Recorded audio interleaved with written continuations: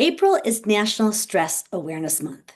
On behalf of my partner and ex judicata CEO, Neil Handwerker, it is our pleasure to welcome you to episode 2 of the 5 Pillars of Executive Wellness. As a reminder, this event is being recorded. While Ashlee is sharing, please do keep your mics muted. We will have plenty of time for discussion. Please raise your hand or place your question in the chat. When we get to the discussion portion, we will cease the recording such that people may ask their questions freely. It is now my pleasure to introduce Ashlee Best.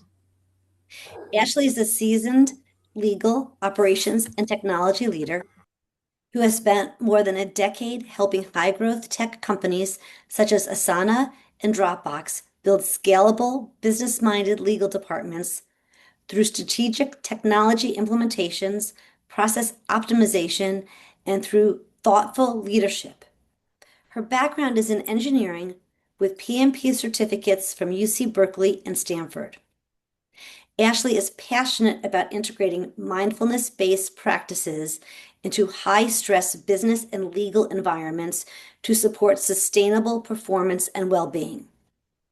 She is a certified wellness coach and a graduate of Warrior One's Mindfulness in Law Teacher Training Program. Today, she'll be weaving together these threads, giving our conversation, and we are delighted to have her with us. Thank you all for joining us, and Ashlee, thank you very much for your time. I'm going to now turn it over to you. Yeah, thank you, Kim and Neil, for creating such a wonderful community of attorneys and non-practicing attorneys, and really for this space, for setting up this series. I'm really happy to be here. So before we jump in, I just want everybody just to notice, what is your mind doing right now? Obviously, I'm going to say the mind.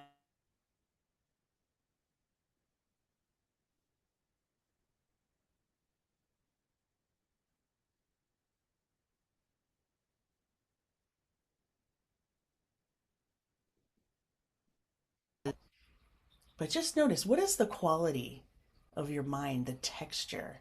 Does it feel scattered? Is it tight, heavy? Yesterday, my mind was real buzzy. Feel free to just note it to yourself. If you want to share, you can post it in the chat. But this is just a moment for you just to notice. And that tiny gap between the noticing and then the thought that comes next is exactly what we're building today. You might be like, what does she mean? Your mind is cluttered. Yes. Yeah, that's I felt like that yesterday. It was tight and um but let's get started. We're going to do just kind of a whole mind reset. It's really going to go from pointing your mind towards your body, your breath, and then we're really just going to follow the natural staircase of the regulating the nervous system. So go ahead and really get comfortable. One thing about these practices is comfort and ease are top of mind always. Now, without moving your head, we're going to start just with your senses right now. And without moving your head, I want you to notice 5 things you can see. And just register them quietly to yourself. Now notice 4 things you can physically feel. For me, I can feel the chair beneath me, beneath my legs. I feel the temperature of the air on my skin. I feel my clothes against my skin. And I have one foot on the floor and another one is kind of arched back.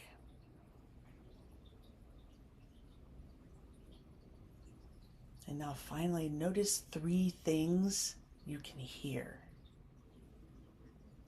near and far away. Right now, I hear a jet plane off in the distance flying by. I can hear the water trickling in an aquarium tank I have in the kitchen.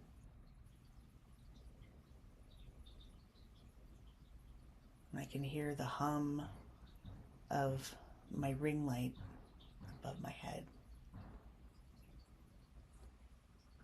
So that was just a brief grounding. We're just trying to bring you kind of out of your head into your body.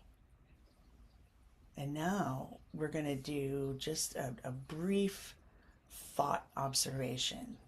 And this is really the heart of everything we're going to discuss for the remainder of the session. So it's really about bringing awareness to your thought, your feeling, and the sensations happening inside your body.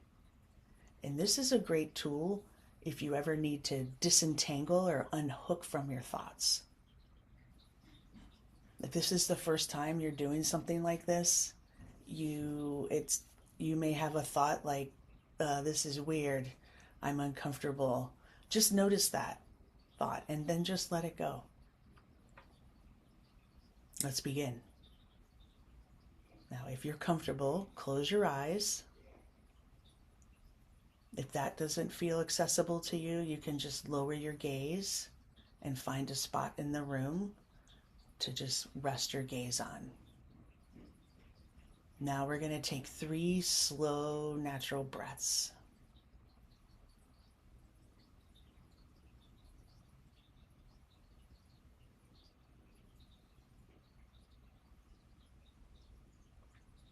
Now make sure you're in a comfortable position, and I want you to have an upright posture. And if you can, put your feet flat on the floor. Don't cross your legs. We don't want any legs going numb. And just rest your hands in your lap and try to get those shoulders kind of away from your ears. Feel free to just kind of relax into a nice, comfortable seated position. So take a few breaths in and out and notice the sound and the feel of your own breath as you breathe in and out.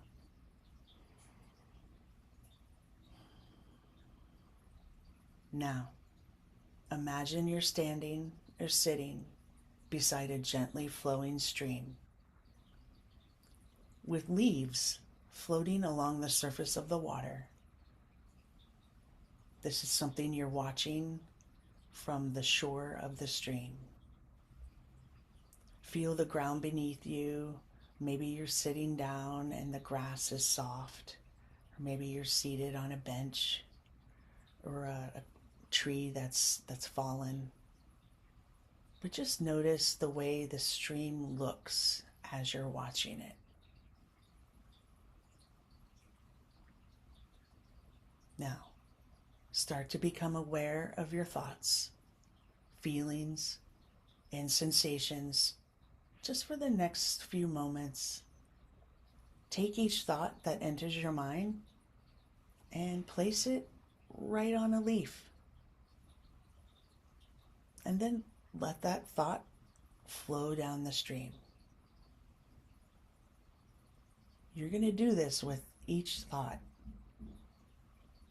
There might be pleasurable ones coming into your mind right now, painful ones.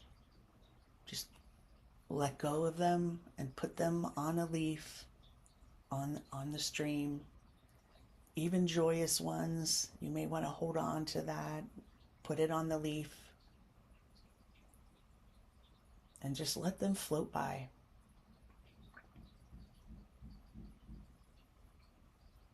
If your thoughts momentarily stop, just continue to watch the stream. Sooner or later, your thoughts will start up again, and you know what to do. Put them on the leaf and let them flow on the stream.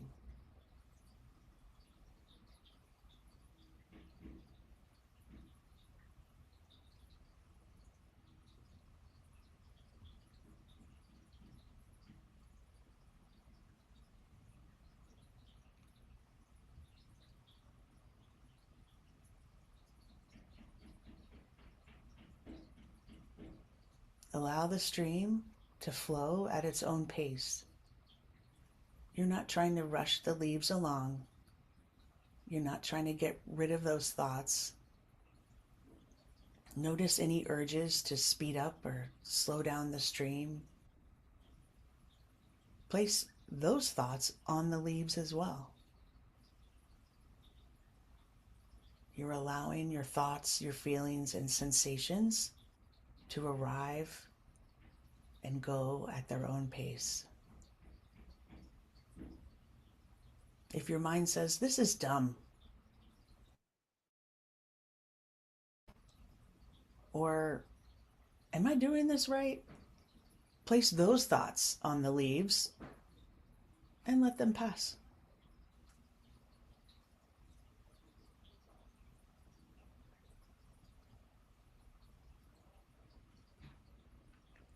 If a leaf gets stuck,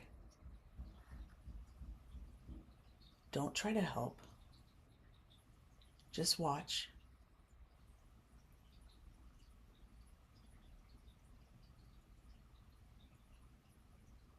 If the same thought comes up again, that's okay.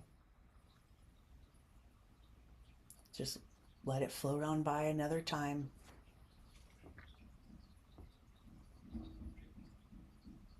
If a difficult or painful feeling arises, simply acknowledge it and place it on a leaf. If you find yourself getting caught up in a thought, such as boredom, impatience, just simply acknowledge it.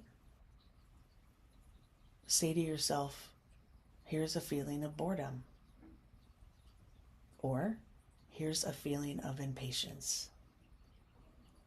Then place those words on the leaf and let them float by.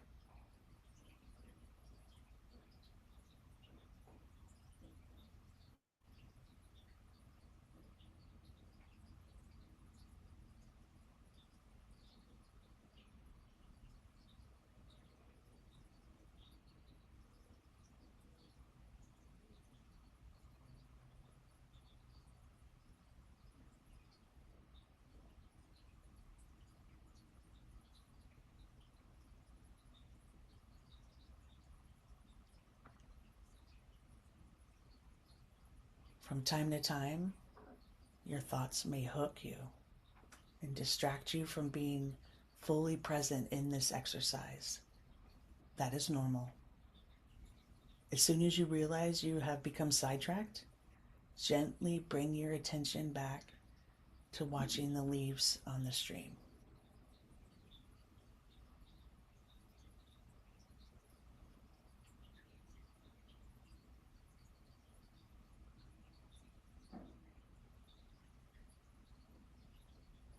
Now,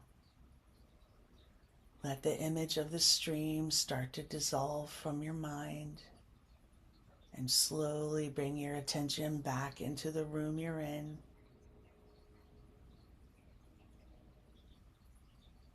And now notice, in one word, feel free to, you can open your eyes if they were closed. But what's the quality of your mind right now compared to when you arrived?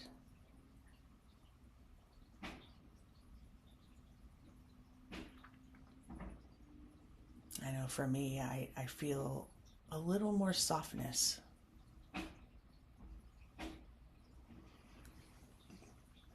So we did that in maybe 8 minutes total. Can you imagine what a consistent practice might do? It's fun to think about. And what I shared with you was the first introduction that I ever had to creating that space between my thought and what comes next. So I spent a lot, I remember this particular exercise, and I felt like I had so many leaves on the stream that they were gonna, clog the stream and make a dam. And then I started thinking about beavers and dam builders, and then I'd have to put that on the leaves. So it's it was a nice exercise for me to just start to notice that feeling. You can't stop the thought from coming, but what you can do is choose what you do next. So we have a short presentation. Oh, good. Calm. You feel calm. Good. Thank you for sharing. Let me get my screen up. And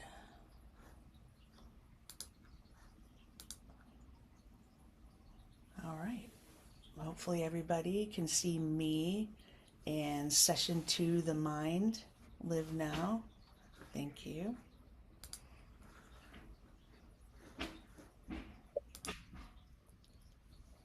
So, why are we talking about the mind? It's National Stress Awareness Month.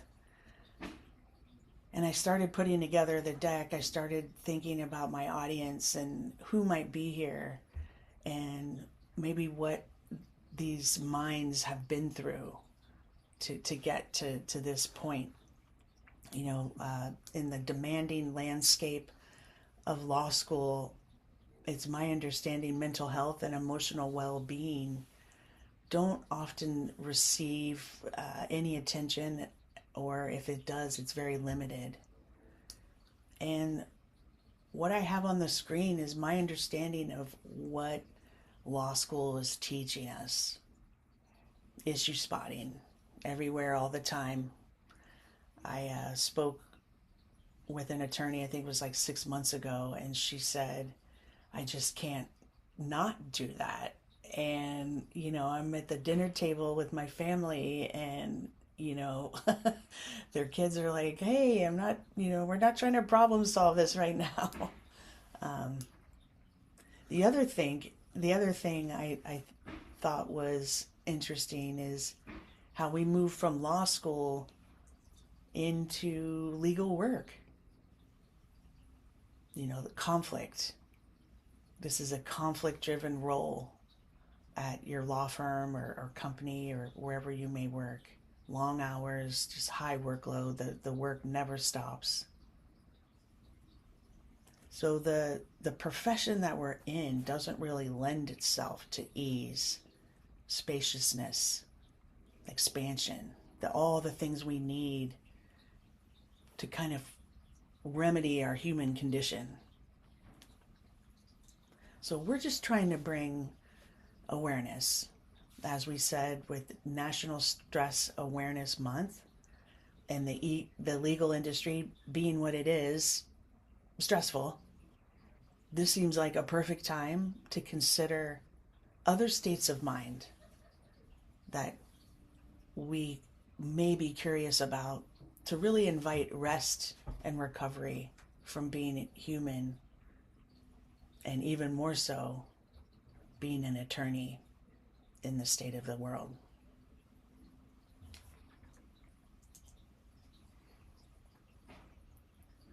So where are we going to focus this training? Because there's so much out there, and I'm not going to be the one saying, "Oh, you need to meditate," or you need to move. It's really, I kind of boiled it down to kind of 4 things that I've distilled down and what has helped me. And it's really, the first thing I had to understand is that my untrained mind was not helping me in some situations. In some situations, it did, but in others, more than not, it wasn't helpful. A mind is like a muscle, and I had to first believe that I could shape and train that muscle. Why did I even want to do this? It's because I had an inner director, an imposter, a saboteur, sometimes a punisher, a survivor, and a controller. All of those things kind of inside me. And you can see episode 1 related to beliefs on, kind of how how that may, how those those inner directors and imposters kind of come to be. But they're in there, and a lot of times they're feeding on common patterns and beliefs underlining that, the inner survivor, the controller, the punisher. And the antidote to all of that is developing skills around resiliency, being present, expansiveness, which you'll also hear referred to as abundance. I like expansiveness. It has kind of that space quality. And lastly, discerning.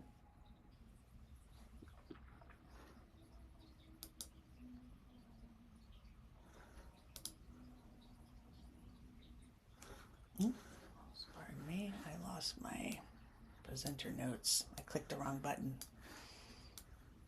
There we go. The quality one, resilience. This, I remember hearing this word in the wellness communities, and I remember dismissing it right away, thinking, well, of course I'm resilient. All the things I've had to overcome just to get here, or the people I've had to work with just to get something done. I didn't have an understanding of being resilient that I'm presenting to you today. But it's really a return to calm as being the center of resiliency, which is why that's bullet number one. It's bouncing back from setbacks without beating yourself up. Because I bounced back from many setbacks and failures. But what was the condition? What was my mind telling me along the way? It was nothing that I would ever say to a friend in the same situation. Let me tell you that. And now, down at bullet 5 there, and this is probably going to be my life's work, is when things aren't going my way or I do experience a setback, can I shift into curiosity? I get there easier, but my default mode is still coming from a place of like, oh, this has changed. And then I have to, I feel myself kind of heightened. And then I take the breath and it's like, okay, this has changed. And that's okay, because everything's impermanent and change is part of life. So I'm just trying to present just a different understanding of that word resilient, because to me, it just meant something completely different. Now, being present. I think we all know that living in the past or replaying the past doesn't serve us well in the present day. Or building concern or worry about the future also doesn't serve us. And I remember all the times that I thought I knew the playbook of, oh, I see this has happened, and now that's going to happen. And I would say over 80% of the time, what I thought would happen never happened. It didn't. So being present in this context is really giving your undivided attention to either the person that you're with or the task at hand. And this is something I really, really had to work on, because I came from, Kim shared kind of my background, program management, project management. When I was in my earlier career, multitasking was literally listed as a quality that people were looking for. And now we know multitasking is not good for our brains. Now, the third bullet on this, I underlined without self judgment, because there's a complementary practice called metta, not the social app or whatever. Metta, METTA, which is a practice of developing that friend voice in your mind. Like when you notice that you've drifted, or you've fallen into an old pattern, or maybe you're worrying about the future. Like, I woke up today, I'm going to be out of town, and I started to think, oh, I need to get all this stuff done for my daughter, make sure she has what she needs. And then I'm like, she's 22, she can figure it out. And I don't beat myself up about that anymore. Old me would have been like, there you go again, worrying about something that is just extra.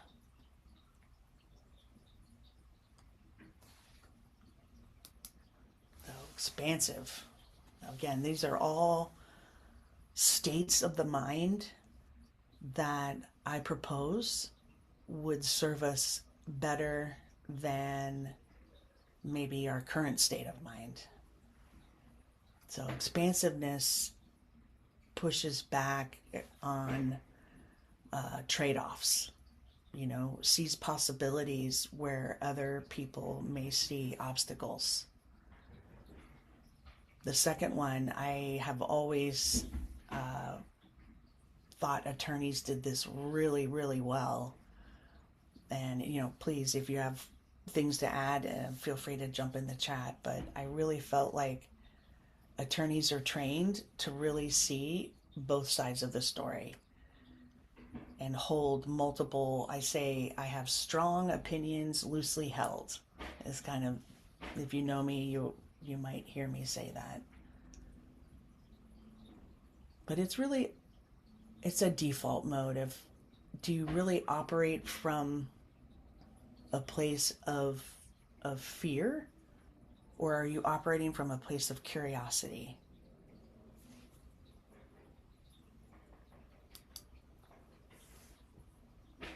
Now, the last one, discernment. This is a complementary skill to something called equanimity, which is when I think about legal leaders that I respect and admire the most, what quality comes to mind? For me, it was a feeling of, I could tell this person the good stuff and the bad stuff, and their reaction is going to be very consistent. So it's that discernment. It's choosing a response instead of a reaction. And then the second bullet is really what we did with the leaves on the stream, is we're really taking that pause between a stimulus and a response, and we're creating that space where choice lives. Because when we are responding from a part of our brain that I think is referred to as the reptile brain, but it's just an older.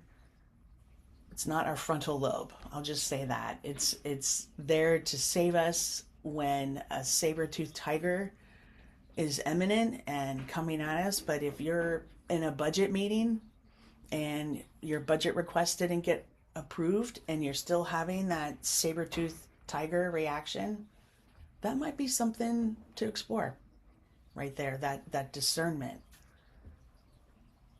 And the third bullet is really what I think we all spend our life doing, is prioritization, right? Like discerning what is urgent and what is actually important.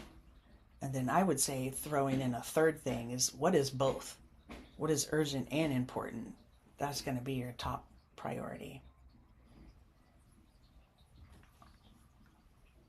Now, if you haven't already, I want you to grab a pen and paper.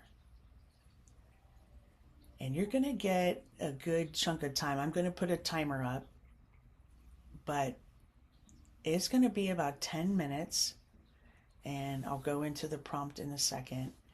And just keep writing. No one's going to see it.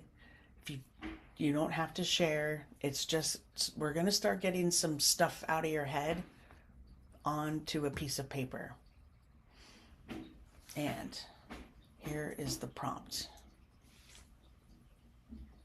Describe a time when your mind worked against you and a time when it worked for you. So I don't actually know if I can share a timer. Let me,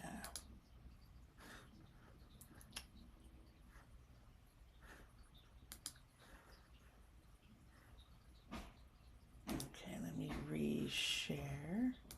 Ashlee, would you like me to set a timer? I got it. You have it. Okay, great. There we go. So I think it's 10. So hopefully you can see the timer. And just start to write. Your mind is actually not your enemy, but it can behave like one. It can also be your greatest ally. Most of us have experienced both. In the legal profession, we are highly susceptible because we can argue both sides of the story. So this is your chance. I want you to write both sides of the story right now. The time your mind worked against you, maybe anxiety, rumination, fear. Maybe it's a story you just couldn't stop replaying. And when did your mind work for you? You had feelings of focus, clarity, and being in that flow state.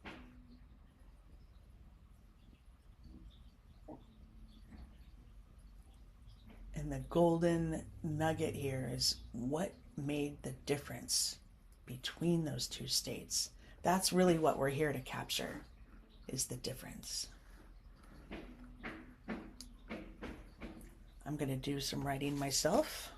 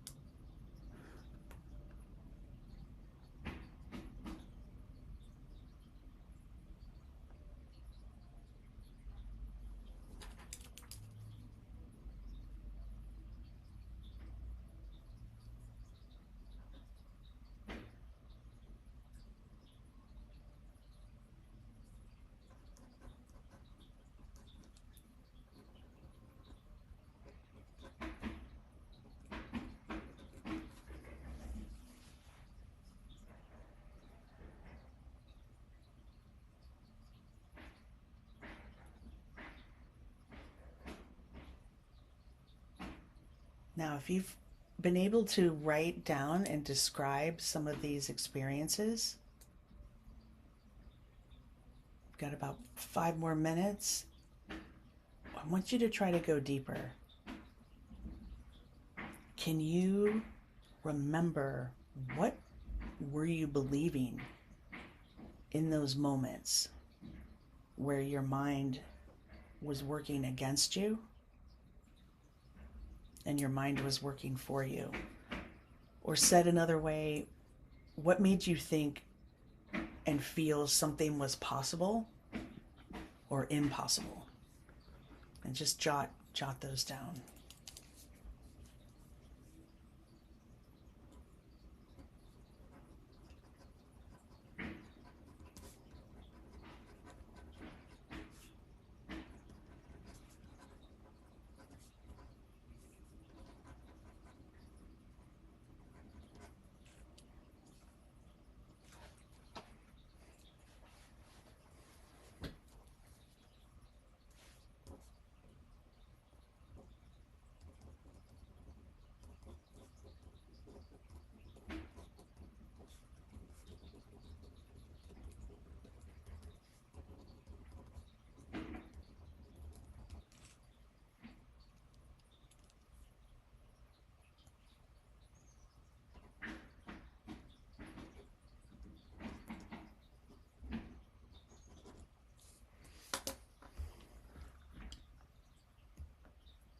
All right, looks like people may have pencils.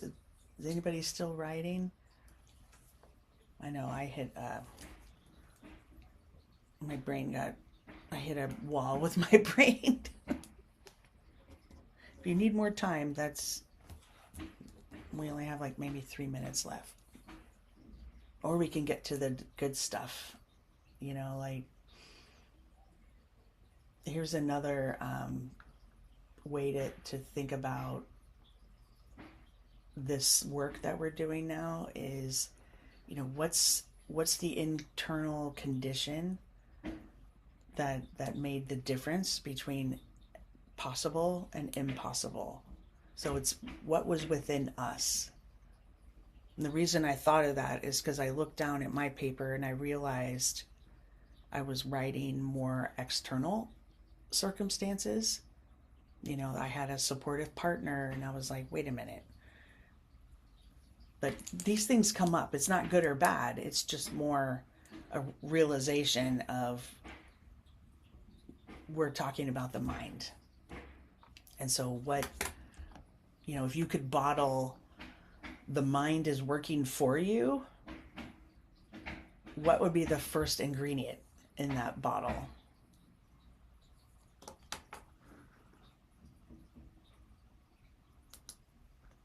I'm going to stop our timer.